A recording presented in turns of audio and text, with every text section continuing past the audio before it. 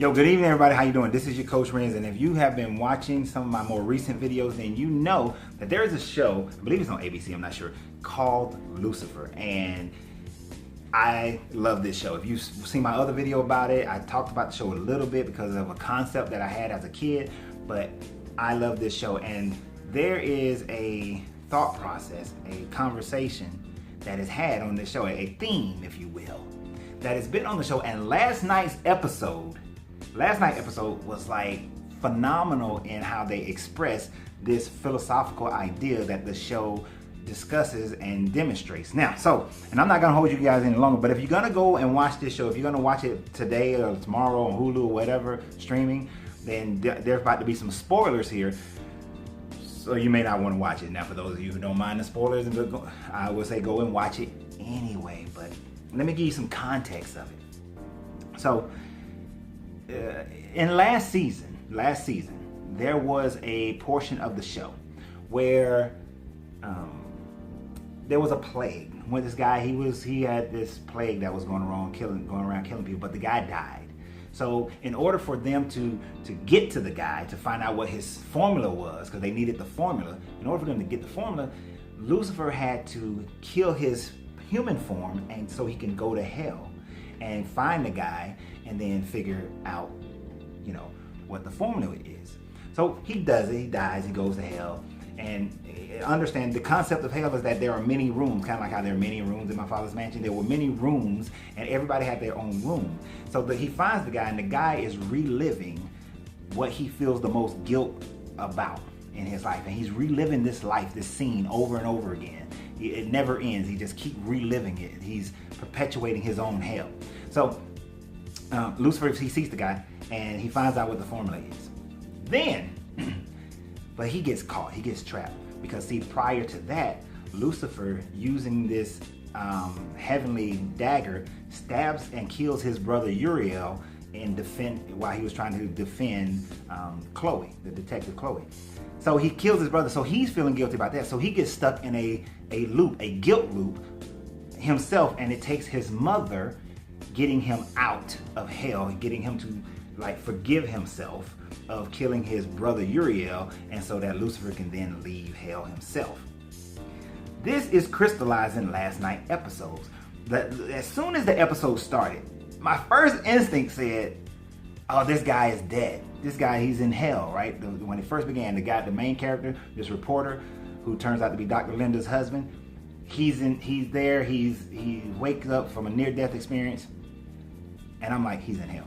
But then as the story goes, it throws me off because I'm like, wait, they kind of it looks more like a flashback.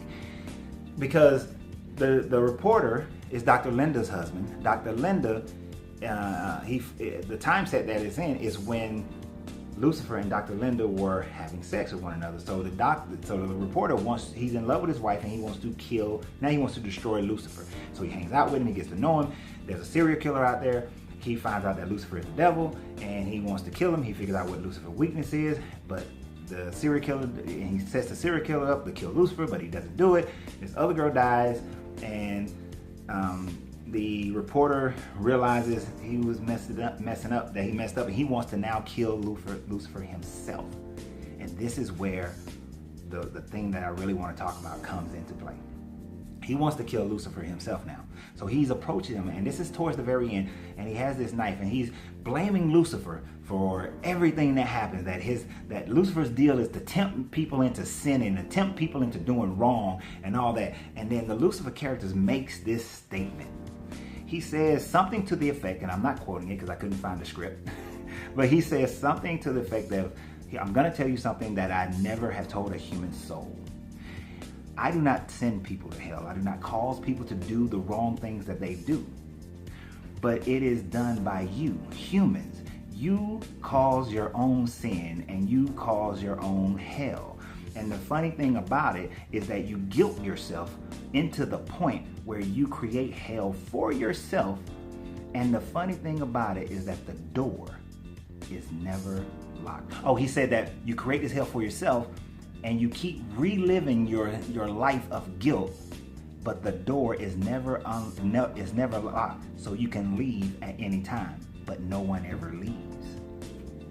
I was just like, Yes, that's it. And so just to close out the show, before I get into that aspect of it, the guy then realizes that, and then he asked, he was like, but, my wife London found out you're the devil, but she still accepts you. She still thinks you're a good man. How can she accept the devil and think he's a good man?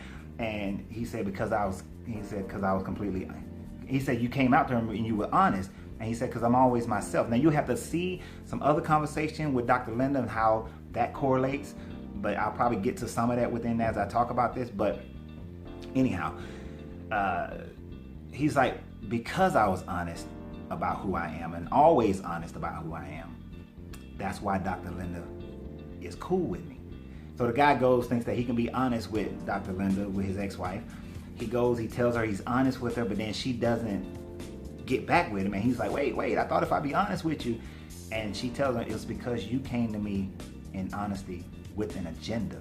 Whereas Lucifer never has an agenda. He's just straight honest. Whether you like it or not, just straight honest. And what's so funny about that is that for me, over 4 years ago, I decided to up my game of being straight honest. Beforehand, I always told people, don't ask me a question because I'm going to be honest with you. You'll get both sides. But 4 years ago, I had decided that I had to eliminate certain other aspects of my honesty and my straightforwardness, and to really just live in the present. And there's a part that Dr. Linda talks about that, about how Lucifer, he lives in the present moment. He gives you 100% of his attention when he's with you. And he goes off and does whatever pleases him, but he gives you his 100% attention. You are his total focus when he's with you. And he's brutally honest about everything about him, never lies. And that's why she was able to forgive him. And he actually does a lot of good things. I told you before, if y'all saw the other video, they are doing a concept of the devil Lucifer being able to redeem himself, even without his knowledge of redemption.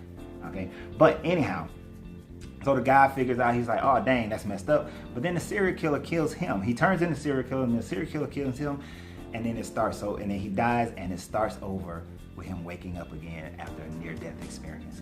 So and then they show that he's in hell. He's in his room of hell, reliving his guilt over and over and over and over again. That's the point. That's what I know. I took 7 minutes to get there, 7.5 minutes to get there. But that's what I want you guys to hear and understand. It's what I've been trying to tell you and tell a lot of people for a very, very, very long time.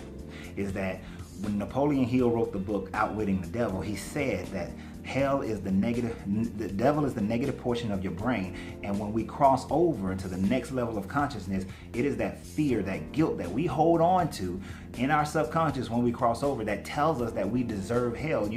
If you think about cultures, you've been taught over and over and over again that you're filthy, that you're worthless, that somebody else outside of you has to redeem you. You've been taught that you don't have value, that you deserve hell, that you can never be good enough. And I know people are going to argue that point, but I don't care, because I won't even argue with you if you put that in the comments. But you're not. If that's the case, you're set up to fail, period. Point blank. You have no way of ever being redeemed. No way, period. You are set up to fail, and you will fail. And if that's the case, everybody's going to hell. But Napoleon Hill talks about it in the fact that you go there because of the negative portions of your brain creates this imagery, creates this idea that once you die, that's where you go. Now, let's say your subconscious is so steeped in a religion, whatever that religion says the final moments is, that next judgment, you may be living the battle of Armageddon over and over again. You may be reliving a rapture over and over again. You may be reliving every negative thing you've ever done over and over again. Based on that. And that's what it showed, and that's an ancient, that's not something new. That's an ancient teaching. When the Egyptians' Book of the Dead, it's not that you go across the river, across the shores with Osiris, but when you get there, you go back to a life of working, living, doing whatever it is. Even in the Egyptians, their concept of the afterlife was still you having a similar life to the one that you were leading. That's why a lot of people joke about the fact that you do all of that to live the exact same life that you're living now. And I want you to think about this as well. According to most ancient texts a lot of ancient texts and the Bible, hell is here on earth. So if hell is here on earth, ask yourself the question, how many of you are going round and round and round in a circle during your current life, during this understanding, doing the same thing, but yet you keep living a hard life. You make more money, but you still don't have the same, you still have less outlet. You have less money in your bank. You can get a $10,000 raise, and within a couple of years, your bank account is just as empty. You exercise, you get healthy, then you become unhealthy. You raise kids, they do good, then they do bad. You move somewhere, and life was horrible in Atlanta, so you move, to California, and life becomes horrible in California. Because you keep repeating the same thing, the same cycle over and over again. You keep carrying the same guilt. You get into a relationship and it seems it's great, marvelous, wonderful at the very beginning, but then you start becoming the same person, the same negative mindset. You start having the same negative expectations, and the relationship becomes that negative expectation. You end the relationship and you start over. Or you just sit there in the sadness of that relationship, living in that negative space. I mean, I can go on and on about different situations where we keep doing that. We keep repeating the same thing because we haven't had a change of our brain. Our brain is still the same. Our thoughts are still the same. And as long as your brain and your thoughts are still the same, then you're going to stay stuck there. Now, what's the answer? How do we get a difference? How do we change it? It's not that hard. The answer is easy. The answer is easy. The process. It's the process. The process. The Tao says that a man who lives in the past lives in fear. A man who lives in the future lives in anxiety. But a man who lives in the present lives in peace. See, one of the things that Dr. Linda said about Lucifer is that he lives in the present and makes the most of it. And he has no cares about the past, and so he doesn't hold guilt about the past. You see, when Lucifer got stuck in hell, it was because he held guilt about killing his brother Uriel. That was the one moment that he was still in the past, stuck in the past. But all other times he's present, in the present, not worrying about the past, not living in that fear. He's not concerned about his future. So he's not living in anxiety of, I gotta get ready for this, I gotta get ready for that, I gotta store up and be ready, store up and be ready, I gotta make sure this and make sure that. Oh, what if this happening? What if that happening? Oh, I believe in so many negative things is possible. And he's not focused on all those negative possibilities, so he's not living in anxiety. He's focused on the present. And when he's within that present, he's 100% in that present. That's what you have to become. You have to become 100% in the present. Not the past of fear and not the future of anxiety, but 100% in the present. And let's look at that fear part. I talked to you guys about chakras, right? I talked to you about chakras. Now, remember, your foundation chakra, blocked by fear, your past. Your sacral chakra, blocked by guilt. Many people are living in guilt, and you're holding on to guilt. You haven't forgiven yourself. You truly have not. You haven't forgiven yourself for years. I got divorced in 2008 from my kid's mother. A 17-year marriage, 25-year relationship. I held on to guilt for a long time. For 5-7 years, I held on to guilt. Five years, I held on to guilt. And that guilt gave me nightmares. I had nightmares of being punished by holding on to that guilt. My subconscious brain was punishing me at least 1-2 nights a week because I was holding on to that guilt of getting divorced, of not fixing and working the marriage out and getting things right, of the things that I did to break the marriage. I held on to that guilt for at least 5 years, because for 5 years I had nightmares. For 5 years, when I would see her, I would feel the guilt, and I carried it. And I had to let it go. And you know how I get it? It wasn't about forgiving her for the things she did. It wasn't about looking at the past and figuring out what I could have done and should have done. It was just a purely forgiving myself to say that it's a mistake. I made some mistakes. And then how can I not make those mistakes? First, let me forgive myself. It's okay. It's okay that I made mistakes. It's okay that I got divorced, because you know what? I'm still with my kids, still taking care of my kids. I'm still there. Me and her have a great friendship relationship. I'm fine. Our families can still get together. Oh, by the way, plug, if you're watching this today on November 14th, I'm doing live on blended families, do's and don'ts. So go watch that. Watch that tonight, or go back and watch it if it's in my catalog. But anyhow, I carried that, so I had to forgive myself. And when I forgive myself, I begin to let it go. The nightmares stop. Actually, after that, if I had a dream and she was involved in the dream, it was pleasant. It was nice. It was more about our friendship and raising a kid, of us enjoying ourselves as a blended families at our kids' weddings and births of grandkids. So the dreams became better dreams. They became good dreams because my subconscious changed about that, because I let go of that guilt. You got to let go of the guilt. And if you made mistakes, learn from them. Your solar plex chakra, your power chakra is blocked by blocked by shame. So I had to realize that there's nothing to be ashamed of. It doesn't matter what I do in my life. It doesn't matter what doesn't work, what works. I will never be ashamed. When I've had to move businesses or shut down businesses, I will never ever feel shame for it. It is all a learning experience. My store was in a horrible location for 3.5 years. I am not shameful of it. I'm not shameful of the hardship that I went through or everything that I had to deal with. I look at it all as because I estimate that I lost over $300,000 by being in that location. To me, it is my $300,000 bachelor's degree, PhD in business is what I look at it as, because I'm not going to be ashamed of it. You can't shame me, and I refuse to shame myself. And that is the key to that. Lucifer doesn't hold on to shame. It's a learning. Oh, made a mistake. Learn from it. It's just a mistake. And then free yourself of it. That's the key, being free. I tell you guys every video, you got to free yourself to be yourself because your greatness is non-negotiable. That is not just a tagline. That is truth. That you have to be free. And the only way to be free is to let go of fear, guilt, and shame. Allow love to come into your heart, because that's the other thing that's going on with Lucifer. He's allowing love to come to his heart, right? He's allowing love. So, but as long as you stay stuck, as long as you stay in a mindset of guilt or shame or fear, then your inevitability will be a hell you create for yourself. And if you don't believe it, if you're saying that I got the power of Jesus, or I got the power of Muhammad, or I got the power of whatever, then look at your life now. If you're living in any kind of hell now, it is because you are holding on to it. And if you're holding on to it now, what do you think you will hold on to after now? Think about that. Think about that. If you can't let go of it now, while you're in the conscious state and have the ability to retrain your subconscious state by learning how to not be in fear, guilt, and shame, how are you going to do something about it after you leave here? It's too late then, right? Because like he said, the door is never locked, but none ever leave. None ever leave. Because once you get there, your mind is your subconscious brain is ruling now. And if that's what's in your subconscious, that's what you'll continue to live.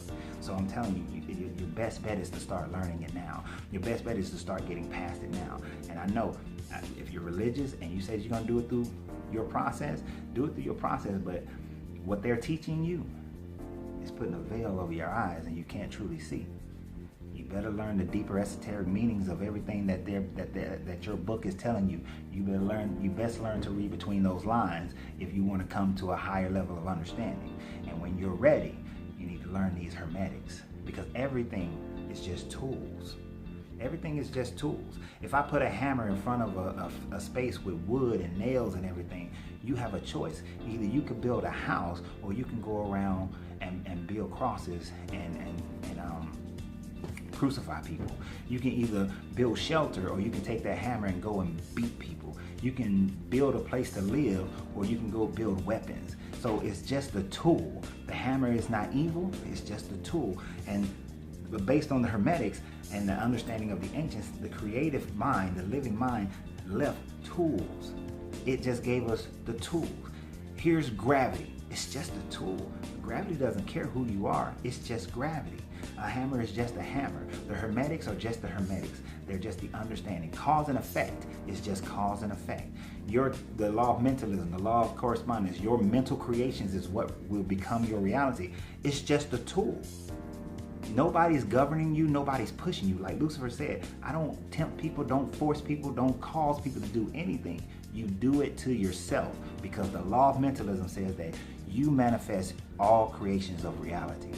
You manifest all creations of reality. If your sky is purple, because it's in your brain that the sky is purple. If your sky is green, it's in your brain that the sky is green. So you manifest and you create it. No one else does. No one tempts you, no one leads you, no one guides you. It's all there for you to utilize. So I hope this has been very helpful. I know it's been helpful. I like I said, I love that show. I love the show. It's a great show especially if you start thinking deeply through the show. It's an amazing show. I said I wasn't going to do commentary on every episode, and I'm not. But when it's an episode like that, you best believe I'm going to get I'm going to make commentary. So go back, watch it, stream it, whatever. I don't get paid for none of it, but you guys just check it out, and then come back and watch this again. And please share this video, And if you want to support this channel, then share the video. But you can also purchase my book, How to Escape Mental Welfare, at coachrenz.com/coaching, and join my Patreon, and I would greatly appreciate it. And join me tonight or every Tuesday night for the Zen of Renz live on Facebook and YouTube. And remember, your greatness is non-negotiable. So free yourself to be yourself, because your greatness is non-negotiable.